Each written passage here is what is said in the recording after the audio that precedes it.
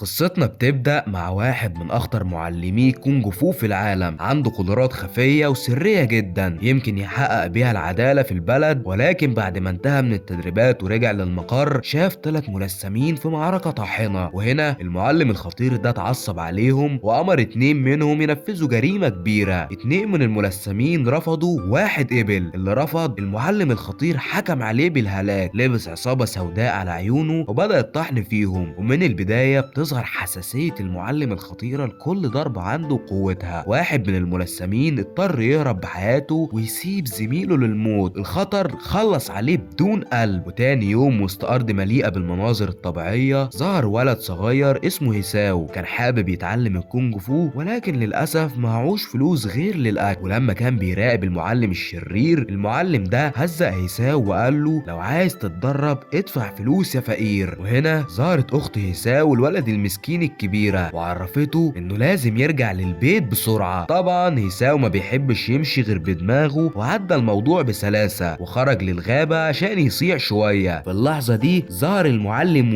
وينجي كان بيراقب الولد هيساو في صمت. من كلام الاتنين مع بعض بنكتشف القوة الغريبة للمعلم ده. هيساو ما كانش مصدق كلامه وفاكره عجوز مجنون وبيخرف. في اللحظة دي هيساو بدأ يختبره ببعض المهارات البدائية للكونج فو. في أول مرة فشل، تاني مرة فشل، لحد ما استسلم. هنا المعلم وينجي عرض عليه انه يعلمه اي شيء في الكونج فو بدون مقابل. ومن بداية الاتفاق بينهم التحدي الاول كان صعب جدا للولد هيساو، لانه المفروض يرمي نفسه داخل شقارة مليانة بالتعابين الحية. هيساو رفض في الاول لكنه اضطر يعمل كده وكان بيعيط من الخوف، لحد ما المعلم وينجي شجعه علشان يخلي قلبه شديد. التحدي ده يعتبر تمهيد لهيساو، تمهيد للمرحلة الأولى للأسلوب السري للكونج فو ذو عصبة العين. وينجي رعب التلميذ بتصرفاته الخارقة لحد ما الولد ابتدى يمشي على خطوات المعلم واحدة واحدة، ومن البداية معرفش يسيطر على الوضع وفشل. ومن هنا بدأ رحلته نحو تدريبات التركيز الحاد للهدف. الهدف كان الطعام. وسط التدريب الشاق ده بنعرف إن هيساو ولد مسكين وفقير جدا، ورغم كل ده إلا إنه شجع نفسه وخطف الأكل بسرعة البرق من معلمه. تاني يوم وقت ما الأطفال كانوا بيلعبوا الغميضة، هيساو كان محرك اللعبة الأول، ومن البداية استخدم مهاراته اللي اتعلمها في السر من معلمه خلته يكسب بسرعة البرق. وبعد مرور وقت قصير يمكن طويل زي الصبر، كبر الولد هيساو المسكين وبقى شاب متعلم زي العسل. معلمه وينجي مش بس كان بيعلمه الكونج فو، إلا إنه كان بيعلمه المبادئ والأخلاق الحميدة. أما والد هيساو فهو شديد وعقابه صعب جدا، علشان كده بعد ما هيساو كبر بعد عن المشاكل وبقى شغال مع عمه في المطعم. في نفس الوقت حرامي محافظ سرق واحد غلبان عشان ياكل عند صديقه هيساو في المطعم، ومن الاول هيساو ما كانش مصدق انه معاه فلوس واتجه باقصى سرعته علشان يحضر الاكل. وهنا ظهر رئيس عصابة كبيرة في المدينة اسمه ليون عارف حقيقة الحرامي صديق هيساو، فاخد منه كل فلوسه، ده غير انه منعه من الطعام. وبعد ما عم هيساو قدم الطعام لعصابة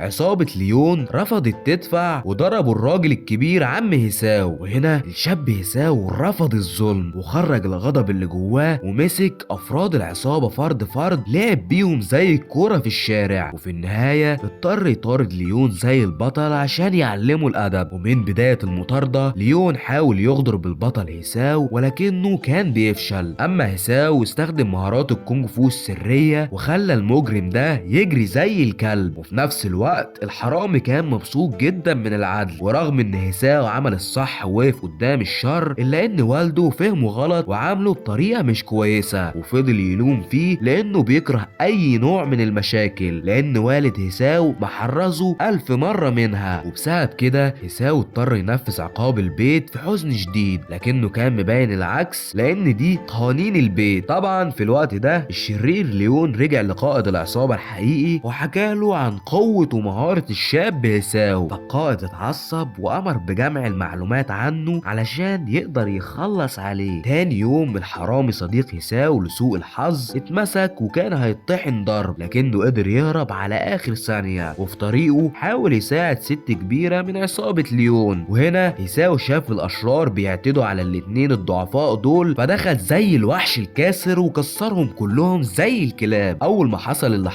حصلت مفاجأة من ابن القائد الأعلى لعصابة ليون، وأمر القائد بحضور الجنرال جينجو علشان ينهي على الشاب الطيب هيساو. أما والد هيساو غضب عليه وبدأ يرميه بالورع اللي موجودة في البيت، ورغم كده إلا إن ابنه رفض يزعله أو يعصي أوامر البيت. بعد فترة قصيرة الحرامي صديق هيساو طلب وجبة طعام، ولكنه عمل كده عشان يستدرج الشاب هيساو لعصابة ليون خاين زي الكلب، وبالفعل نجحت خطة الحرامي الخاين. وهنا حصل شيء غريب غير متوقع، رغم قوة ومهارة الشاب هيساو إلا إنه رفض يطحنهم ضرب بسبب إن والده زرع فيه الخوف من عقاب البيت. وفي نفس الوقت المعلم وينجي كان متابع كل ده في صمت تام. أما هيساو أول ما أخته الكبيرة ظهرت، ليون رئيس العصابة ضايقها بكلام مش كويس. في اللحظة دي هيساو انفجر من الغضب ومسك العصابة كلها مسح بيها الأرض. وللأسف الشديد رغم إن هيساو عمل الصح إلا إن والده فهمه غلط، لأنه محرزه 1000 مرة من أي نوع من المشاكل وعاقبه عقاب قاسي جدا محدش يقدر يستحمله. وبالليل لما هيساو قابل المعلم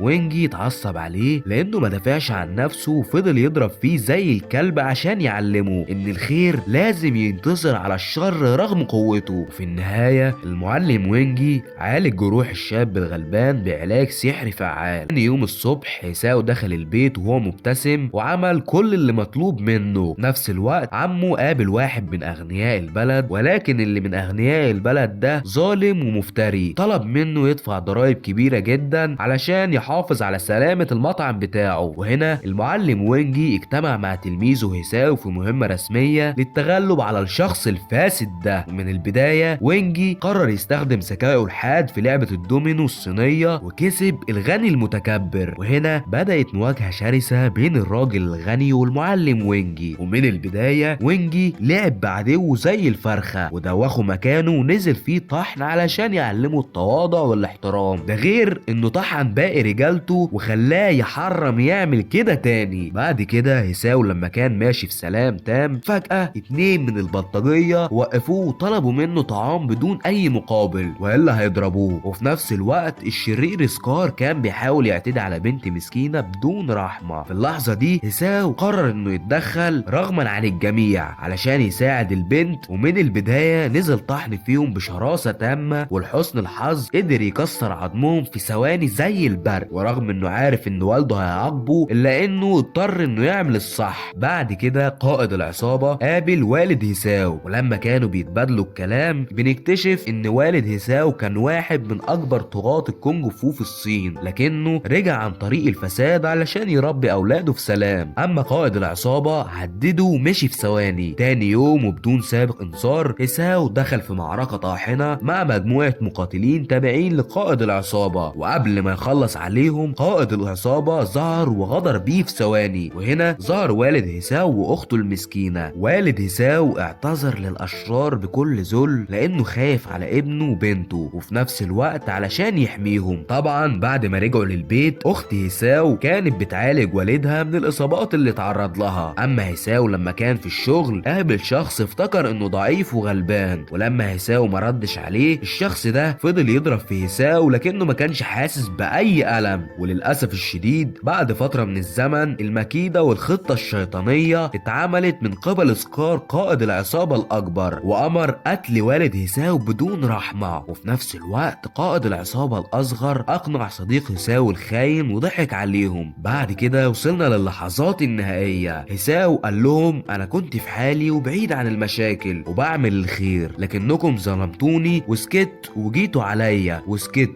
انما تقتلوا والدي فلازم كل اللي ليه يد في كده ينتهي تماما. وبالفعل الحرب الملحميه بين الشاب هيساو والعصابه بدات، ومن الاول افراد العصابه كانوا غشاشين وبيتحاموا في قدرتهم، ورغم كده الا ان هيساو تماسك واستخدم واحده من فنون القتاليه السريه اللي اتعلمها من المعلم وينجي. طبعا هنا قدر انه يتمكن بسهوله لحد ما واجه قائد العصابه الاصغر في حضور القائد الحقيقي. نزلوا في بعض طحن وتدمير بكل الطرق القتاليه الفتاكه بشراسه كانت اساس المعركه، انما الذكاء لوحده كان للشاب هيساو الذكي. للاسف كل واحده من مهارات هيساو، انما مهارات الولد هيساو كانت شديده جدا. مسك الخصم ضحك عليه واداله رجل على الطاير انهت عليه تماما. اول ما القائد الاكبر شاف كده كل اللي حصل بعينه عينه ده اتصدم، وادى لهيساو فرصة يتعافى فيها من الجروح اللي اتعرض لها في المعركة علشان المواجهة النهائية خالص، مواجهة الانتقام. في الفترة دي المعلم وينج ظهر وحضر في حضوره التام وراجع كل المعلومات والمهارات القتالية المميزة والسرية لحد ما اتأكد ان تلميذه هيساو جاهز للقتال. القائد الأكبر اتقابل معاه في الليل المظلم وسط الغابة، وهنا هيساو قرر يستخدم فن قتال سري غريب ونادر جدا. كان رابط عصابة على عينيه ومغميها علشان يواجه الخصم في الظلام. طبعا قائد العصابة الأكبر استهتر بيه وما كانش يعرف هيساو مخبيله ايه، وفي سرعة البرق الرد وصل للخصم. رجل وبوكس ملهمش حل، ومع مهارات فتاكة انهى على قائد العصابة الأكبر في ثواني تامة، اللي تسبب في دمار حياة الشاب الطيب هيساو وقتل والده. وبكده الولد هيساو يكون حقق العدالة وانتصر على الظلم وانتقم لوالده. وده كان ملخص فيلم سنيك فاست فايتر. اعمل لايك للفيديو عشان يوصلك جميع فيديوهاتنا الجديدة، وشكرا ليك يا عزيزي المشاهد على المشاهدة.